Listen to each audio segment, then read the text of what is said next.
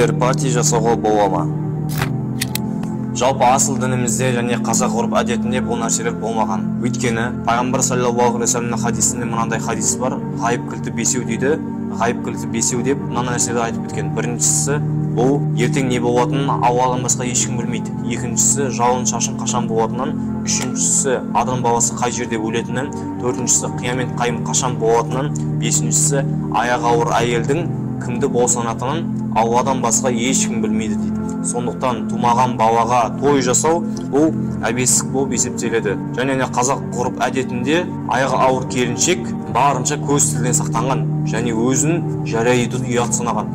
Сол үшін бұндай нәрселерге ысырапшылдыққа жол бермейік. Бұл ысырапшылдық болып табылады. Қаншама миллиондаған ақша бар, соған шашылып жатыр. Сол үшін барынша сол дүниені, сол мал мүлкін отбасына сақтаған абзалырақ.